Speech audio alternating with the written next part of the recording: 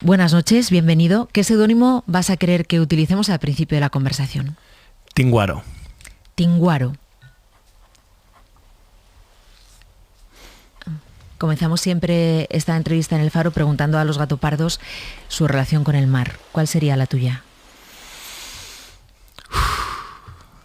Pues primero me viene esa brisa del Alisio Canario. Y yo formo parte del mar, me crié en él.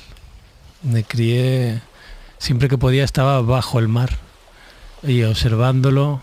He buceado en todas sus modalidades, con botella, sin botella. No sé, o sea, me pongo a hablar y se me empieza a erizar la piel. Me da la vida, me da la paz, me da otro planeta que es el que me tira para arriba. El mar para mí es ese secreto que afortunadamente todavía los humanos no hemos descubierto.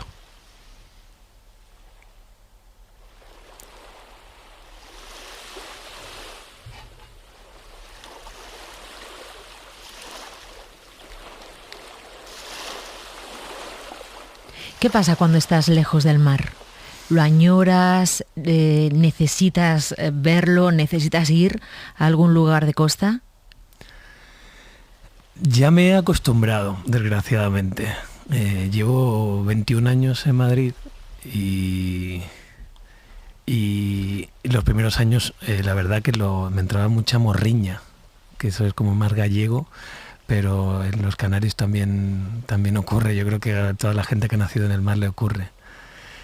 Y lo recuerdo ahora más cuando vuelvo al mar. Ahora no es tanto echarlo de menos, sino que cuando estoy cerca del mar y me tiro en él, y siempre que me tiro la primera vez al mar después de un tiempo buceo y aguanto como 50 segundos debajo del agua, un minuto, lo que sea, ahí cuando salgo me vuelvo a preguntar, ¿y yo qué hago lejos de aquí? Tú tienes madre catalana y padre gallego, o sea que el mar te llega no solamente por Canarias, por tu tierra, Tenerife, sí, por la laguna, sino también por la parte gallega de tu padre. Sí, totalmente. ¿Y cómo es el mar de la tierra de tu padre? Wow, pues lo primero que me viene es salvaje, frío. Yo creo que es el más frío de España, puro. Con olor a mar, al mar de rudo, al mar de pescadores, al mar de la gente de mar, de verdad, por lo menos con la que yo más me conecto.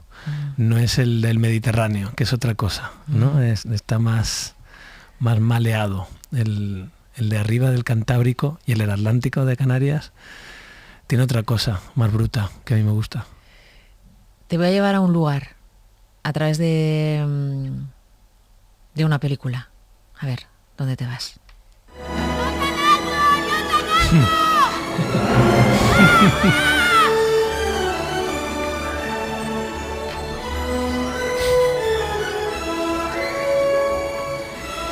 No te estrelles, por favor. ¿Qué? Pues yo creo que esta fue, curiosamente, la película que a mí me hizo enamorarme del cine. Todo el mundo tiene su película y para mí fue E.T. O sea, me enamoré del cine y de cómo con el cine se pueden contar cosas muy bonitas. Te recuerdas yendo al cine, ¿no? Quiero decir, tú esta película la viste en el cine. Yo tengo el recuerdo en el cine, pero no sé cómo antiguamente, o por lo menos donde yo vivía, reponían películas. No sé si la vi en su estreno, porque no lo recuerdo, pero es que luego cada vez que la ponían en televisión, cada año la veía. La veías. Entonces tengo el recuerdo en el cine, pero tengo más el recuerdo en televisión que en el cine, pero en el cine la he visto. ¿Qué tiene que ver Àlex García con Tinguano? Tinguaro. Tinguaro, con Tinguaro. ¿Qué es Tinguaro? Tinguaro es, pues es un líder guanche. Curiosamente lo descubrí ya viviendo en Madrid. A mí me ofrecieron un proyecto que nunca se llegó a hacer sobre aborígenes canarios y me hablaron de Tinguaro, que era como, no me quiero equivocar, pero como si dijéramos el príncipe de una tribu, el líder de una tribu que iba a ser conquistada por los ahora mal llamados godos, o por los cristianos. Uh-huh. Y como él no quería someter a su pueblo, y el trato que le hacían era someterlos y ser conquistado por ellos, cuando su hermano, si no recuerdo mal, decidió dejarse someter y someter a todo el pueblo, él se suicidó. Y esto me lo contaron cuando me ofrecieron el proyecto, y me dijeron que la supuesta tumba de Tinguaro estaba cerca de donde estábamos hablando, el director de la película y yo. Y eso era al lado de mi casa. Y la supuesta muerte de Tinguaro había sido un 13 o un 14 de noviembre, que es el día de mi cumpleaños. Sí, el 14, ¿no? Es el tuyo. Sí. Joder, qué bien informada estás, hija. Qué bien. Y claro, dije, yo soy Tinguaro. Ya está hoy. Sí, me siento muy Tinguaro. Uh-huh. Aunque ya no tenga tanto acento y bueno, no tenga esa apariencia de ese canario, porque de hecho soy primero de una estirpe, por así decirlo. Bueno, acento no tienes de ningún lado. No, exactamente. Es muy difícil diagnosticar. Aquí hicimos un faro acento muy, muy curioso, pero cuando estás en Canarias, ¿te sale el acento canario? Hombre, sí, me relajo y empieza a salir eso. Vamos, me voy 6 meses a Canarias y me vuelvo a salir. Yo tenía muchísimo acento y cuando me despidieron un par de veces viviendo en Madrid, pues ya me tocó buscar este acento neutro, digamos. Alex, tú cuando eras niño ya la familia veía que tenías arte, que podías convertirte en actor, ¿te gustaba la interpretación? ¿Eras el centro de atención, yo qué sé, alguna pista que tu familia dijera, este chico va a ir por aquí? Era un mar de pistas, era una enciclopedia de pistas. O sea, cuando dije aquello de mamá quiero ser artista, ya era tarde, ya lo sabían, ya, para que te hagas una idea, cuando en 13 años me ofrecieron trabajar en televisión. Sí, lo sé, yo pensaba en antes, o sea, en si claro. Siendo niño, claro, porque a los 13 te haces gracia a alguien, entras y ya te fichan. Sí, pero es que, claro, a los 13, que ya es un niño, alguien de 13 años, claro. Yo ya llevaba años en la murga, yo ya me metía en el teatro del colegio, ya hacía imitaciones en casa, o sea, tenía una cosa que yo ahora con el tiempo la veo y me sigue sorprendiendo. Digo, ¿de dónde me salía a mí, viendo a los niños de hoy en día y viendo lo fácil que es distraerte con otras muchas cosas? ¿Qué necesidad tenía yo de ponerme delante de un público todo el rato? ¿Y por qué has hecho lo de la murga? La murga, porque son como las chirigotas de... Sí. Pues yo estaba en una murga en Tenerife. ¿Desde niño? Sí. Yo era primero mascota, era la mascota. A mí me gustaban los mayores, no los jóvenes. Entonces me llevaron a una murga adulta y yo fui mascota de la murga Los Quinquiñecos y de ahí pasé a Los Chinchosos, que es una murga mítica del carnaval canario. ¿Cuándo vienes a Madrid y cómo fue ese viaje? Entiendo que a muchos niveles, ¿no? Emocional, entiendo que fue también una apuesta llegar aquí a esta ciudad. Creo que entraste en un colegio mayor, ¿no? Sí. Esos primeros años. ¿Cómo fue el paso de casa a Madrid? Pues como ya llevaba años currando fuera de casa, digamos, en el canal, que aunque tenía que tener un tutor, alguien que me acompañara siempre, pero ya me había acostumbrado a estar fuera, fue casi una liberación. O sea, una liberación creativa, quiero decir. Por fin estaba haciendo durante 24 horas lo que quería. Yo me vine aquí a Madrid, a Cristina Rota, los fines de semana hacía la catarsis del tomatazo, con 17 años, fíjate. Y de repente tenía un público delante que no conocía. Allí en Canarias yo era muy conocido. Y tenía ya el mal del niño famoso, digamos, que quería como reiniciar. Dime. Sí, discúlpame, es que es verdad que nos hemos saltado esa parte en Canarias, pero hemos dejado caer lo de te fichan para un programa de televisión, sí. Pero te conviertes en un reportero muy famoso en Canarias, ¿no? Sí. Eso fueron 4 años. Jovencísimo. Pues imagínate, yo empecé en los carnavales y tenía un jefe que era muy cazatalentos y muy generador de focos, ¿no? Y lo hacía muy bien eso. Y de hecho, bueno, él fue el que llevó a Celia Cruz la primera vez a Tenerife. Vaya, o sea, tenía un ojo muy internacional, de hecho. Y cuando tenía a alguien así con desparpajo, los exprimía hasta que no saliera una gota más. Y yo tenía una programación, o sea, yo en carnavales podía estar en el canal de televisión 8 horas al día. porque hacíamos los típicos especiales de carnaval, directo de carnaval, yo iba creciendo con el carnaval y la gente iba creciendo conmigo. Entonces yo era el más querido y el más odiado, porque era, imagínate, un niño así con desparpajo, era el nieto perfecto, el hijo perfecto, el novio que algunas querían y el enteradito de Canal 7 que otros muchos odiaban. Entonces, de repente, al igual que había otras personas mayores que tampoco no le puede gustar a todo el mundo. Claro. Yo lo aprendí demasiado rápido eso. Y eso también fue uno de los impulsos yo creo, inconsciente de venirme a Madrid. Fíjate, es que efectivamente ahora entendemos que hayas dicho que para ti fue una liberación creativa, o sea, la posibilidad de enfrentarte a un público que no sabía quién eras. Y encima la catarsis del tomatazo, que la gente te lanzaba tomates. Claro. El público lanza tomates. Han estado aquí un montón de gatopardos que han estudiado con Cristina Rota, pero es que estuvo también Cristina Rota. Ah, mira, de Gataparda, no sí, sí. Ah. Entonces, claro, te enfrentas a una sala un poco a contracorriente, ¿no? Porque la catarsis del tomatazo en la sala Mirador siempre ha sido un poco eso, una sala alternativa con público que no sabía quién era Alex García. Claro, y era un regalo para mí, porque encima me lo pasaba muy bien haciéndolo y tenía números míos que gustaban. Entonces era como un empujón como demasiado pequeño, ya estaba expuesto al juicio popular con cosas que a veces no eran ni mías, dependían del canal, del proyecto, lo que fuera. De repente hacer mis pequeñas piezas en una escuela, como tú dices, guerrillera, donde yo necesitaba como demostrarme a mí mismo que me lo tenía que currar. Parecía que había tenido mucha suerte y ahora mismo, vamos, le diría a ese niño, disfruta, hombre. Pero en su momento tenía como esa culpa del que le ha tocado vivir una infancia diferente. Uh-huh. Y disfrutaba mucho como currándomelo de cero en la escuela, así que estaba feliz aquí en Madrid. Pero es verdad que enseguida llegan series, repasar tu trayectoria, lo digo muchas veces, cuando venís en 20 minutos es casi imposible, pero sí que podríamos recuperar unas cuantas imágenes.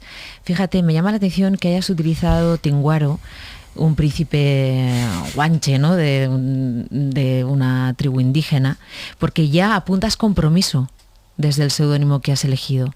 Y hay un par de dos o tres puntos en tu trayectoria que están muy vinculadas al compromiso. Por ejemplo, que quisieras entrar en Jauría, la obra que refleja y que cuenta la historia y lo que ocurrió con La Manada, estos chicos condenados por violar y por abuso sexual a una mujer en San Fermín. Tú quisiste ser uno de esos personajes. ¿Por qué quisiste meterte en la piel de Jesús? Pues yo lo seguía muy de cerca, ese caso. Estaba muy sorprendido con todas las reacciones que habían populares alrededor del caso de La Manada, tanto a favor como en contra. Y tenía la sensación y la necesidad de hacerme ese máster, por así decirlo, de participar de algo así, de entender más de cerca aquella opinión que yo me había formado a través de los medios de comunicación, que creo que eso es un error, creo que hay que buscar un poquito más allá, siempre hay que preguntarse algo más allá de lo que nos cuentan, y sabía que como soy muy vago, también estando en un proyecto así no iba a dejar nada sin leer, no iba a dejar una información sin contrastar, uh-huh. Y me iba a poner a mí en esa tesitura. Y así fue, de hecho,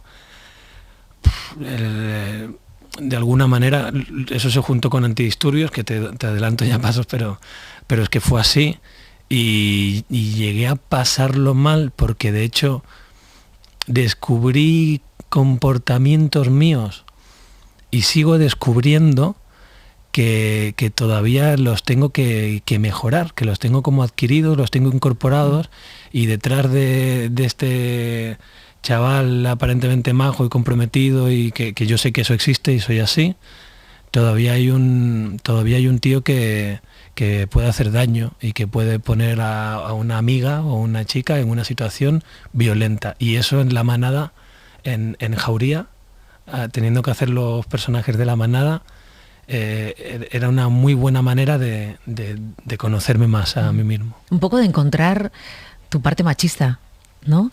Esa que viene heredada de siglos y siglos, ¿no? Sí, y más allá del machismo, es que, por supuesto mi parte machista, pero la violencia que el hombre antropológicamente no es consciente que genera la mujer, sobre todo teniendo en cuenta que la mujer viene de estar no vista, golpeada y violentada normalmente. Entonces, estamos hablando de una situación que hemos normalizado y que normalmente genera más violencia de la que se dice, en el 96% de los casos. Y yo he descubierto que yo participaba muy activamente de eso, sin llegar a extremos. En algún momento sí he podido estar cerca de eso y me ha hecho, bueno, yo todavía me sigo tambaleando de cuando eres consciente, de cuando abres una puerta, que tu cuerpo se descoloca y no sabes dónde ponerlo, porque dices, Dios mío, ¿cómo hago yo para gestionar esto? Porque es que soy así. No es una decisión, te sale inconscientemente. Y en mi caso yo quiero cuidarlo, quiero saber verlo para saber evitarlo. Y dices que además eso coincide con el rodaje de Antidisturbios, que también tiene que ver, tú mismo lo acabas de comentar, ¿no?, con un poco con el juicio que uno hace antes de conocer algo. Porque los antidisturbios han tenido siempre mala fama en realidad. Hay una herida social, hay una brecha entre los antidisturbios y la sociedad. Parece que los vemos y nos asustamos en lugar de verlos y sentirse protegido. Entonces, ¿cómo vives tú Antidisturbios? Pues entré en esa herida, de alguna manera. Cuando haces un personaje, sea el que sea, tienes que comprenderlo, tienes que defenderlo y aprender a separarte de él. Y yo porque venía dentro de la ola de Jauría y porque se trabajaba muy bien en Antidisturbios actoralmente, no me puse la coraza lo suficiente. Entonces tengo un recuerdo actoralmente maravilloso, uno de los mejores directores que he tenido. Sorogoyen, tanto Miguel el Arco como Sorogoyen, curiosamente los dos vienen en el mismo año para mí. Miguel es el de Jauría, exacto. Sorogoyen el de Antidisturbios. Y quizás por eso me tiré a la piscina sin agua, porque normalmente me tengo que cubrir tanto las espaldas en los trabajos que cuando llega un director que te viene con todo el trabajo hecho, pues uno dice, bueno, pues venga, qué bien, pues solo voy a contar esta historia. Porque ¿cómo es trabajar con Sorogoyen? ¿Él qué indicaciones da? ¿Él cómo dirige? Pues lo primero que hace es te da todos los datos de lo que él quiere contar, cómo lo quiere contar y hacia dónde va. Y luego escucha un montón. Es muy generoso, muy inteligente y muy jugón. Y esas tres cosas bien alineadas para mí son la dirección. Bueno, más luego toda la carga de talento que tiene él y de documentación, que me parece fundamental. Pero te dejaba hacer, te dejaba sacar. Y ahí está lo peligroso. ¿Sabes? Conmigo improvisó mucho, a mí me gusta mucho improvisar también. Y de repente te ponen en una situación, imagínate, llega uno y te tira un vaso de agua a la cara. ¿Qué haces? Y él te invitaba a sacar la parte más visceral, en mi caso, ¿no? Claro, yo a veces tenía reacciones, imagínate, que me tiran un vaso de agua a la cara y hago ¡plá! Y le cruzo la cara al que tengo enfrente. Pero eso no estaba en guión. Entonces había algo en eso que salía a veces que yo me iba a casa y decía, ¿pero por qué he hecho esto? ¿Pero por qué soy así? ¿De violento o de lo que sea? Sin embargo, era genial para la escena. Y es donde yo tendría que haber pensado, no, es que quien ha hecho eso es el personaje, que llevas un mes currándotelo con este señor y un buen equipo, pero yo no, yo me lo llevaba a terreno personal porque él lograba que fuera tan real que ya llegabas a dudar de quién había hecho eso. Además es que coincidiendo con Jauría, o sea, menudos meses. Menudo año. Menudo año para ti, ¿no? Para tu cabeza. Ahora río porque ya he llorado mucho realmente, pero... O sea, fue duro, fue intenso y fue, cuando digo duro, digo por lo radical, entiendo, ¿no? Curiosamente emocionalmente. Sí, con lo precioso que ha sido y luego ver cada una de las dos cosas y ver lo que ha generado, pero en mi caso, sí. Y bueno, ya para la próxima intentaré subir un poquito el nivel de coraza, ¿no? De cuidarme, por lo menos. Pero has llegado a llorar, a llegar a casa llorando por lo que habías vivido. Sí, claro. Sí, sin sin ninguna duda, pero ahí en set, vamos. Rui me dijo un día, tío, creo que eres la persona más sensible que he conocido. Porque, mira, cuando hicimos la propia cena, que era prácticamente en el capítulo 6, hay una cena, que es una escena maravillosa. Sí, de la que todo el mundo hemos hablado. Sí, para el que no la haya visto, es una escena en la que se despiden todos los personajes. Era la despedida de la serie. Mira, se me ponen los pelos de punta. Aparte de que interpretativamente fue una gozada, en la última de todas se generó una violencia que solo se generó en esa última. Y yo me llevo fatal con la violencia en realidad. Y sin embargo ahí saqué mucha violencia en ese personaje. Y hubo una parte mía actoral que no se enfrentó a lo que ocurría con Arévalo, de lo cual me sentí súper liberado. Por no haber entrado en algo que no soy, en toda esta duda que tenía durante toda esa serie de qué tengo yo que ver con este personaje. Y hubo algo tal de liberación, y fue además en la última escena, que empecé a llorar, no podía parar de llorar. Ya habían dado el corte, durante el rodaje nada. Pero se me quedó además, yo cuando veo esa escena lloro, porque me conozco y sé lo que me está pasando y me está dando una especie de eclosión en ese momento. Yo me veo que está mi cara, que está a punto de vomitar lágrimas, ¿sabes? Y encima no lo hace el personaje, que es lo que tendría que haber sido. Uh-huh. Y yo recuerdo que dijeron corten, dieron el aplauso, ni me acuerdo bien del aplauso. Estaba preocupado por coger al equipo y darles un abrazo y me senté así, en una esquina, y yo creo que estuve 20 minutos, bajaron todos, fueron a ver la toma y ya me vino Rui, que encima es súper sensible para eso. Me dice, pero tío, ¿estás bien? Y yo, sí. No podía ni hablar. Y eso es crecimiento, claro. O sea, haber pasado por ahí, yo creo que ahí dejé a uno que había abierto con Jauría. Y todo ese salió durante todo ese año, estuvo por aquí tambaleándose y todavía obviamente quedan, no son tan rápidos los procesos, pero ahí ese día yo creo que lo dejé en aquel restaurante en un polígono de Madrid. Alex García, acabas de presentar en Huelva Incendios más allá del teatro, es un documental que has hecho con tu productora. ¿El Loco se llama? El Loco produce. El Loco produce. De una obra que se hizo en Madrid con mucho éxito, Incendios, pero creo que cuentas algo maravilloso en Más allá del teatro. ¿Cómo se te ocurre hacer este documental? ¿Qué te invita a rodar lo que hay más allá del teatro? Y sobre todo, ¿qué hay más allá del teatro? Pues mira, curiosamente, no siempre es tan maravillosa esta profesión, que lo es. Curiosamente, yo no sabía que tan rápidamente iba a hacer Jauría y Antidisturbios. Entonces, que son dos proyectos maravillosos de los cuales podría haber hecho otro documental. Mira solo lo que te estoy diciendo ya, si no es exportable al espectador. Y cuando hicimos una función en Tenerife, y mi socio en este proyecto, Berna, vino con su madre a ver esa función, me dijo, tío, no sé, hace mucho que ya no va al teatro, me da miedo que se duerma. Y yo, bueno, pues si se duerme no pasa nada, no. Como él y yo hablamos mucho, pues de repente me dice esto. Y yo, bueno, joder, en los teatros veo de todo, Berna, no te preocupes, o sea, no va a ser tu madre la que te haga pasar un mal rato. Bueno, acaba la función y esta mujer viene a hablar conmigo y me dice prácticamente que había entendido cosas de su vida que de otra manera nunca había entendido.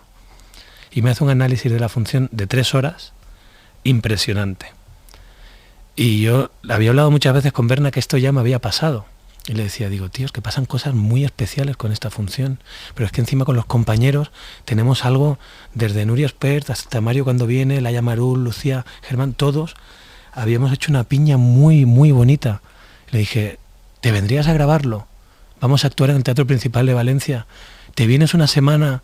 Alquilamos un equipo, compré una cámara para poder grabar bien entre bambalinas y vemos a ver qué ocurre. Y me dijo, sí, sin duda, me estás haciendo un regalo, Ale. Me lo dijo desde el primer día.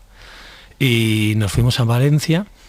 Nos costó este sueño ponerlo sobre el papel, porque hay que pedir permisos, luego la burocracia te frena mucho los sueños, Pero lo logramos y he estado 3 años montando ese material porque tenía un regalo ahí que veíamos, le hacía a cada uno de los que participan en el documental, le hizo una entrevista de 1 hora, porque quería que se relajaran, quería que fueran ellos, los que yo conocía entre bambalinas, no los que tienen una cámara delante, que ya sabes cómo es eso. Sí. Pero eran entrevistas de 1 hora maravillosas todas. Nuria, imagínate, tengo 1 hora de Nuria Espert que da perlas para sacarlas por fascículos.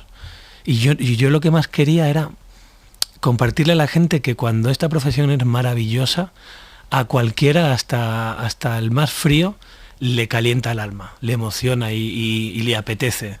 Y quería que le llegara no a la gente que va al teatro, que por supuesto, sino al que no va al teatro. Al que no cuida el teatro y el que dice, pues eso es un coñazo, o sea, a mí no me apetece nada ir al teatro. Pues quiero que vea el corto y bueno, puede que no le guste, pero la intención es que le enamore algo de esa chispa de cada uno de ellos, porque son muchos seres humanos. El jefe técnico, el jefe de luces, la productora en gira, la regidora, hablan todos y todos están de acuerdo en que hay algo mágico ahí detrás, que no se puede explicar y que solo se puede ver. Y en el docu lo puedes ver.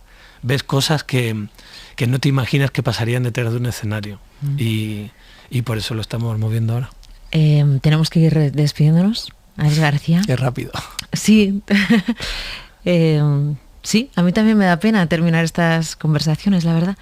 Pero bueno, vienes al Faro García. Decías cuando te pedimos antes de entrar en el estudio que nos dejes, ¿qué te viene a la cabeza con la palabra García?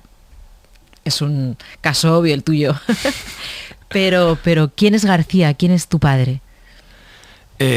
Pues mi padre es un muy buen hombre. Es un hombre de familia de pescadores que llega a Tenerife por amor, porque su madre quiere ver a su marido, que es marinero, y donde más para es en el puerto de Tenerife. Y se lleva a toda su tropa a Canarias. Yo creo que ese es mi padre. ¿Quién dirías, Alex García, que es el faro de tu vida?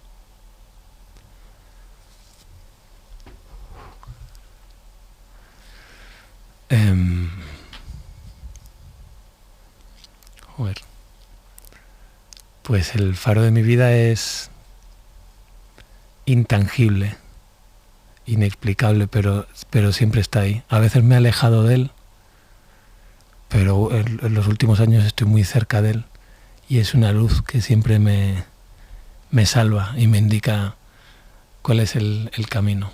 De hecho, prácticamente vivo en un faro.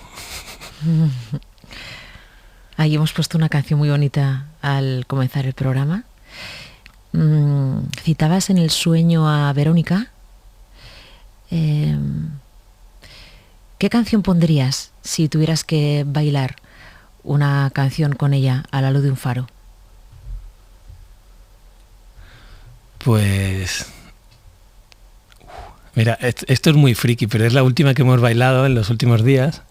Hay una que se llama es muy friki, pero se llama Jerusalema y tiene algo así como tecno y tal, pero la canta un negro, con esa voz negra que es como de raíces, y empieza a sonar como el típico tema que dices, ¿esto qué es? Y cuando entra él, la canción se convierte en otra cosa y nos encanta, la hemos bailado mucho últimamente. ¿Es esta la que bailáis? Sí.